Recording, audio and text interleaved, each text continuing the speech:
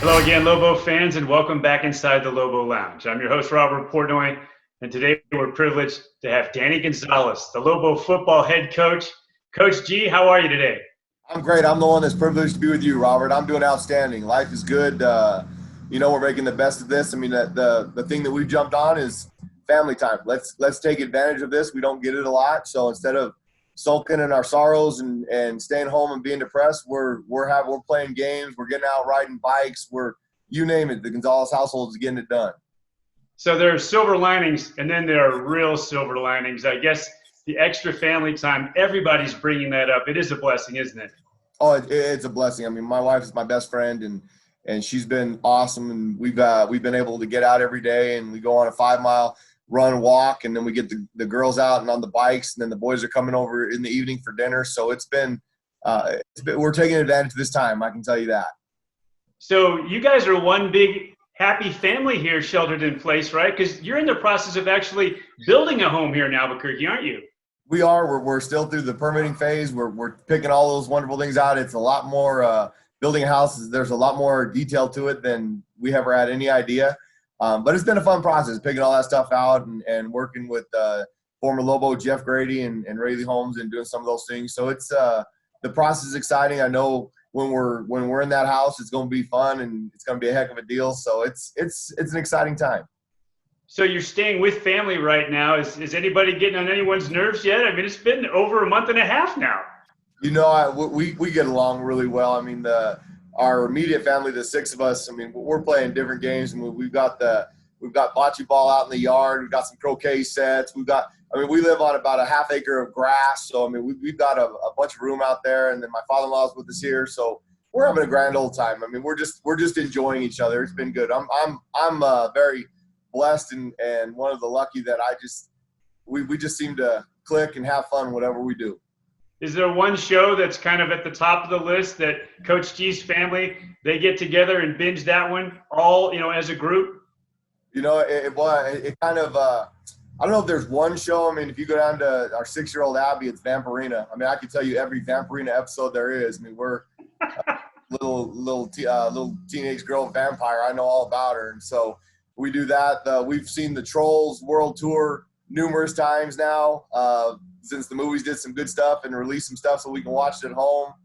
And then we've been hooked on The Last Dance. I think those episodes have just been awesome. And then I bore my family and throw some Lobo tape on there, and we're watching some tape. And in the afternoon, the girls will come with me while we're watching recruiting videos and some of our old tapes just to stay in tune. So we've got a little bit of everything going on around here, and everybody seems to be good with all of it.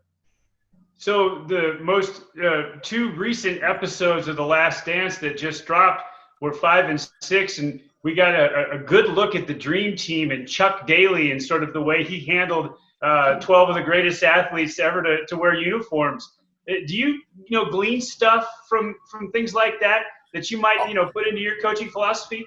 Absolutely. I mean, I think Chuck Daly was very underappreciated for what he did, his role in that team, because you're putting 15 of the greatest basketball players maybe of all time, some very, very large egos, and those guys for our country kind of put that stuff aside.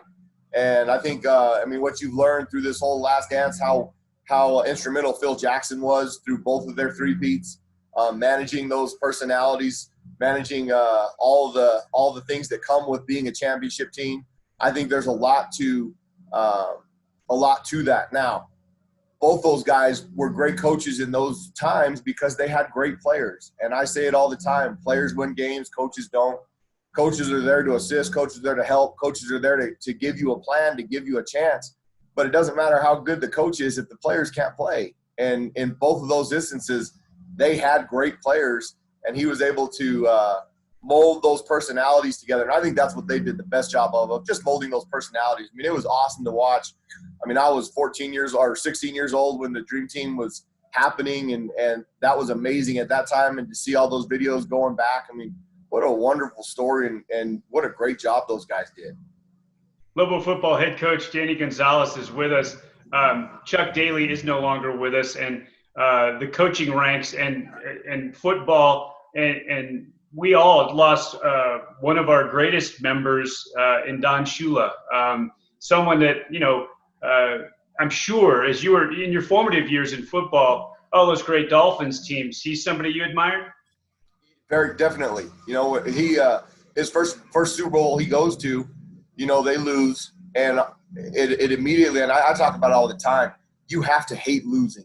It has to be in your gut to hate losing. And I read a book. I mean, I heard he went through his team on the plane on the way home and sat down individually with each guy and reminded him, don't forget this feeling that's in your gut right now. It should hurt. It should be miserable. So that way when we get to next fall, you don't feel this way again. That everything that you have in you drives you to never feel this way again.